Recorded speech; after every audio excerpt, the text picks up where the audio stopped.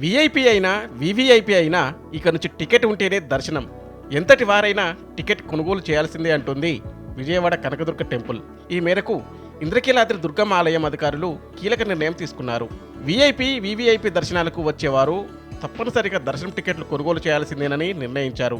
అమ్మవారి హుండీ ఆదాయాన్ని, ఆలయ నిర్వహణ నిధులను పెంచడమే లక్ష్యంగా ఈ కొత్త నిబంధనలు తీసుకొచ్చినట్లుగా అధికారులు తెలిపారు. సాధారణ రోజుల్లో సుమారు 30,000 మంది ఇంద్రకీలాద్రిపై దుర్గమ్మను దర్శించుకుంటున్నారు. అదే వీకెండ్లోనైతే 50,000 వరకు భక్తులు వస్తున్నారు. అయితే ఇందులో 200 నుంచి 300 మంది వరకు వీఐపీ వీవీఐపీ సిఫారసు లేఖలతో ఆలయానికి వస్తున్నారు. వారు టికెట్ కొనకుండానే దర్శనం తీసుకుంటున్నట్లు అధికారుల దృష్టికి వచ్చింది. మరికొంతమంది ప్రోటోకాల్ పేరుతో టికెట్ లేకుండానే దర్శనాలు చేసుకుంటున్నారని తెలిసింది. దీనివల్ల ఆలయ ఆదాయానికి గండిపడుతుందని ఆలయ అధికారులు భావించారు. దీనికి అడ్డుకట్ట వేయాలని ధర్మకర్తల మండలి సమావేశంలో చర్చించారు. ఈ క్రమంలోనే వీఐపీ వీవీఐపీ దర్శనం చేసుకునే వారు సైతం టికెట్ల కొనుగోలు తప్పనిసరి చేస్తూ నిర్ణయం తీసుకున్నారు.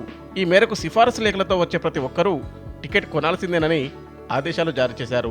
మరోవైపు భక్తుల సౌకర్యార్థం విజయవాడ ఇంద్రకీలాద్రి ఆలయ అధికారులు సరికొత్త నిర్ణయం తీసుకున్నారు. ఇకపై తిరుమల తిరుపతి దేవస్థానం తరహాలోనే ఇంద్రకీలాద్రి ఆలయంలో కూడా ఉచిత లడ్డు ప్రసాద విధానాన్ని ప్రారంభించారు.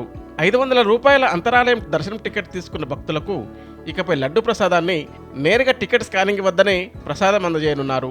దర్శనానికి వెళ్లే సమయంలోనే భక్తులకు ప్రసాదం అందించడంతో ప్రక్రియ మరింత సులభంగా మారనుందని అధికారులు భావిస్తున్నారు. టికెట్ స్కాన్ అయిన వెంటనే లడ్డు అందజేయడం ద్వారా ప్రసాద పంపిణీలో పూర్తి పారదర్శకత సాధ్యమవుతుందని అధికారులు భావిస్తున్నారు.